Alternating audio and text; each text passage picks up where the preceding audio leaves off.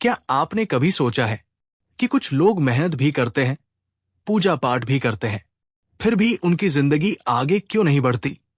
क्यों उनकी तरक्की हर बार आखिरी मोड़ पर आकर रुक जाती है?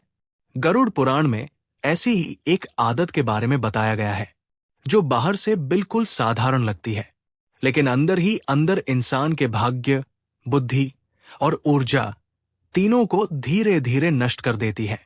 और सबसे खतरनाक बात यह है, ज्यादातर लोग इसे गलती मानते ही नहीं। गरुड़ पुराण के अनुसार इंसान की सबसे विनाशकारी आदत है नकारात्मक चर्चा और दूसरों की निंदा में मन को लगाए रखना। हाँ, बार बार किसी की बुराई करना, किसी के पतन की बातें करना या बिना कारण दूसरों की कमियां ढूंढते रहना। गरुड़ पुराण कहता है, जो व्यक्ति दूसरों की निंदा में सुख महसूस करता है, उसकी अपनी उन्नति रुक जाती है। आपने ध्यान दिया होगा, जो लोग हमेशा दूसरों की बातें करते रहते हैं, वो ऐसा है, वो वैसा है, उसका तो पतन हो जाएगा। ऐसे लोग खुद की जिंदगी में कभी स्थिरता नहीं ला पाते।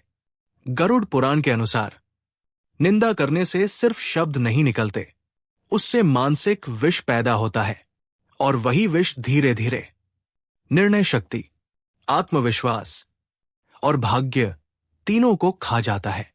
गरुड़ पुराण में यह भी बताया गया है कि जब इंसान बार बार नकारात्मक चर्चा करता है, तो उसके भीतर की सकारात्मक ऊर्जा क्षीण हो जाती है। वो चाहकर भी अच्छे अवसरों को पहचान नहीं पाता। यही कारण है कि कई लोग मौका सामने होने के बावजूद उसे पकड़ नहीं पाते। एक बहुत गहरी बात गरुड़ पुराण कहता है, जो मन दूसरों की निंदा में रमता है, वो अपने कर्तव्य से भटक जाता है।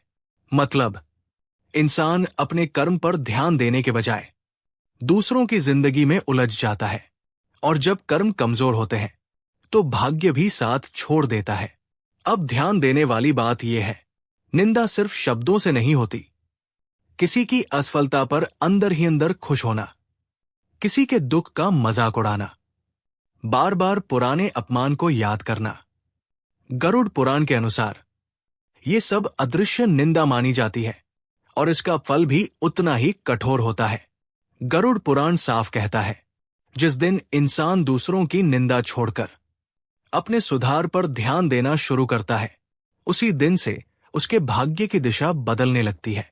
शायद अचानक नहीं, लेकिन धीरे धीरे सोच साफ होने लगती है, निर्णय मजबूत होने लगते हैं, और रास्ते खुलने लगते हैं। अब सवाल आता है, इस आदत से बाहर कैसे निकला जाए? गरुड़ पुराण 3 संकेत देता है। एक, जब भी किसी की बुराई करने का मन हो, खुद से पूछो, क्या इससे मेरा जीवन बेहतर होगा? 2, किसी और की चर्चा करने से पहले अपने लक्ष्य को याद करो। 3 दिन का कम से कम एक समय पूरी तरह आत्ममंथन के लिए रखो। गरुड़ पुराण मानता है, जो व्यक्ति अपनी वाणी और विचारों को शुद्ध कर लेता है, उसके लिए रास्ते अपने आप बनने लगते हैं।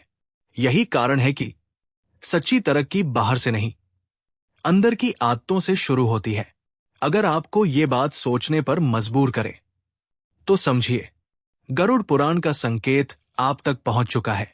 अंत में, अगर आपको ऐसी ही गूढ़ और दुर्लभ बातें गरुड़ पुराण, रामायण और महाभारत से जाननी है, तो चैनल अपना गुरुकुल को सब्सक्राइब करना न भूलें, क्योंकि यहां कहानियां नहीं, जीवन के संकेत बताए जाते हैं।